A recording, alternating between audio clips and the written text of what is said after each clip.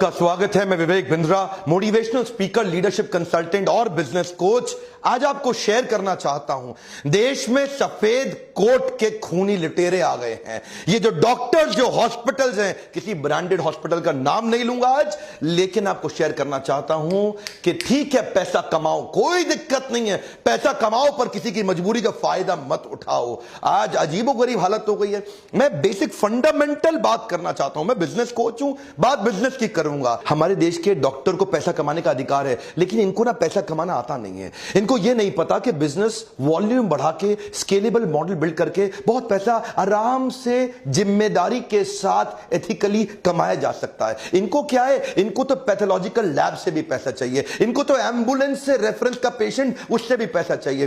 क्या बोलते हैं ना, एम्बुलेंस वाले को पेशेंट मेरे पास भेज दियो। इस चक्कर में कई पेशेंट वैसे ही मर जाते हैं। एम्बुलेंस वाले को कमीशन मिलती है, वो गलत डॉक्टर के पास ले जाता है। इनको केमिस्ट से भी पैसा चाहिए। ये तो फार्मा कंपनी को भी काटते हैं। बोलता है मेरी बेटी और उसके दोस्तों को न्यूयॉर्क भी जाना है, न्यू जर्सी भी जाना है, न्यूजीलैंड भी जाना है, वापस न्यू दिल्ली आना है, जरा खर्चा संभाल लेना। मेरे को इवेंट करना है, खर्चा संभाल। इतना पैसा ले लेते हैं ये फार्मा कंपनी से। देखे ना, इनको हर जगह से पैसा चाहिए, इनको हॉस्पिटल से भी चाहिए, इनको पेशेंट से भी चाहिए। ये मैं मानता हूं, पैसा कमाओ, लेकिन पैसा कमाओ पर मजबूरी का फायदा मत उठाओ। वो फार्मा कंपनी सारा खर्चा उसी आपकी दवाई में ऐड कर देती है और बाद में आप लुटते रहते हो। बड़ा स्कैंडल है ये, अजीबोगरीब स्कैंडल है। मैं बताना चाहता हूं, बिना स्कैंडल के भी आप पैसा कमा सकते हो। अब बेचारा पैथ लैब वाला सोचता है कि बढ़िया लैब, बढ़िया टेस्ट आपको करके दूं, अच्छी टेक्नोलॉजी ले आऊं, पर डॉक्टर को क्या चाहिए? उसको तो चाहिए, अच्छा पैथ लैब के पास पेशेंट आता नहीं है, तो उनको वो सोचते हैं यार पेशेंट क्यों नहीं आ रहा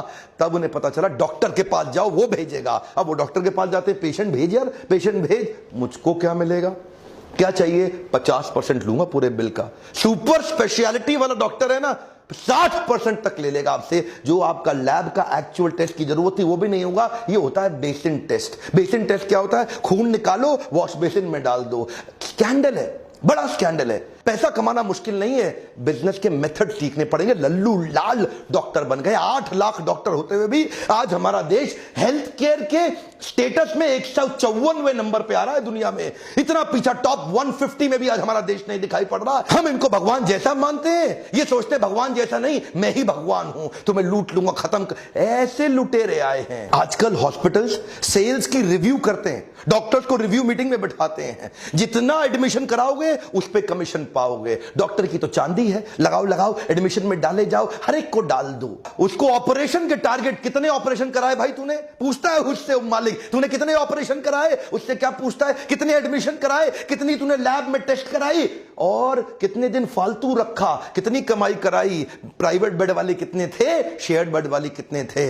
ये धंधा बन गया। टारगेट देते हैं, तेरा प्रमोशन पक्का, अपना टारगेट पूरा कर ले, काट ले। ये दवाई कौन सी दे रहा है? महंगा मॉलिक्यूल डाल, महंगा सब्स्टिट्यूट है। नहीं, वो दे जिसमें मेरे को फार्मा से भी कमीशन आए। हर तरह से, अरे हर तरफ से। एक्चुअल जो आपकी इलाज का कॉस्ट था वो 10% था। आम जनता को बता रहा हूं, ये 90% इन सब की कमीशनें बनी हुई हैं। 10% में आपका इलाज हो जाता। आज जो बिल आप 2 लाख रुपए का देके आते हैं वो 20,000 रुपए का भी नहीं था। लेकिन ये इंश्योरेंस कंपनी को भी नहीं छोड़ेंगे, उनको भी काटेंगे ये लोग। और इंश्योरेंस वाले अगर बहस करें तो उनको पैनल से धमका के हटा देते। माफिया है ये, नाम नहीं ले सकता आज मैं प्राइवेट हॉस्पिटल्स का, लेकिन बड़ा माफिया बन गया ये। अच्छा, इनको भी ना ट्रेनिंग मिलती है।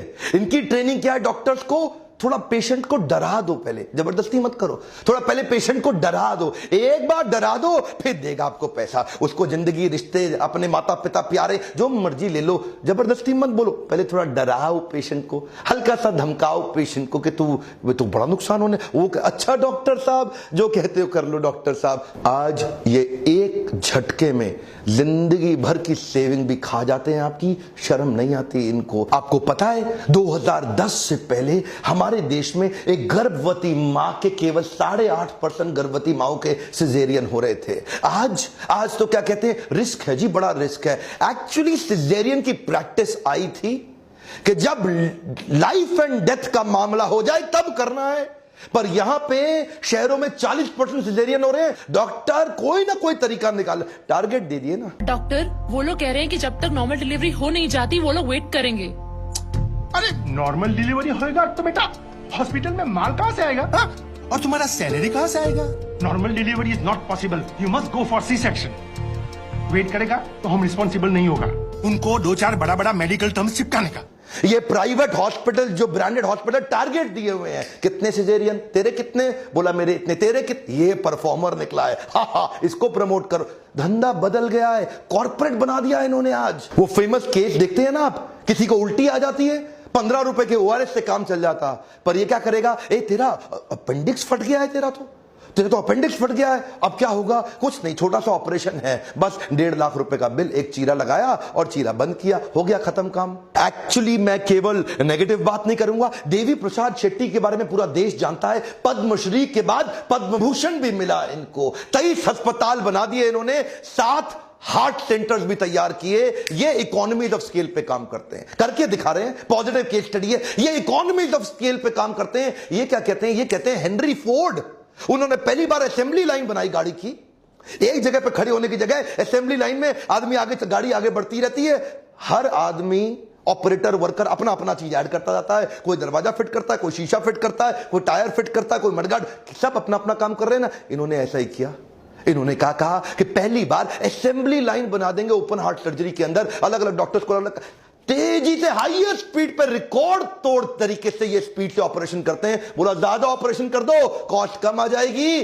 क्यों पेशेंट को लूटते हो? प्रॉफिट तो वैसे भी कमा लेंगे। 250 करोड़ रुपए इन्होंने पिछले 3 साल में कमाए। $1 बिलियन का वैल्यूएशन हुआ इनके IPO में। कोई भी मेडिकल हिस्ट्री के अंदर हमारे देश में इतने बड़े ऑपरेशन, अरे कमाल हो गया भाई। इतनी स्पीड से कर रहे हैं, क्या नोट नहीं छाप रहे हैं, लेकिन ईमानदारी से छाप रहे हैं। इनके अस्पताल में 14,000 वर्कर हो गए हैं। वॉल्यूम बढ़ाने पे फोकस किया, वैल्यू नहीं। कम ऑन, वैल्यूएबल के पीछे नहीं भाग रहे, वॉल्यूम बढ़ा दो। बोला एक लाइन से सारे डॉक्टर्स के अलग अलग रोल्स बना दिए। ये खोलेगा, ये बंद करेगा, ये लिटाएगा, ये एनेस्थीसिया देगा, स्पीड से ठक ठक ठक ठक ठक ठक ठक, ऐसा 300 ऑपरेशन एक दिन में कर डालते हैं। क्या स्पीड ले आए। इनको पता है भारत देश में हॉस्पिटल का धंधा एथिकली करना आसान है। इतनी बड़ी पॉपुलेशन है, इतनी बड़ी पॉपुलेशन है। अरे वॉल्यूम बढ़ाने के बारे में सोचो, अरे स्केलेबल मॉडल के बारे में सोचो, इतना आसान। गोविंदप्पा वेंकटस्वामी अरविंद आई केयर हॉस्पिटल, मैकडॉनल्ड से सीखा इन्होंने। बोला मैकडॉनल्ड 1 बिलियन बर्गर बना दिया। Our country is the capital of blind in the world. सबसे ज्यादा अंधे लोग हमारे देश में हैं। इन्होंने सस्ते ऑपरेशन, जो $2,000 का ऑपरेशन अमेरिका में हो रहा है, बोला वॉल्यूम बढ़ाओ, $10 में कर देंगे।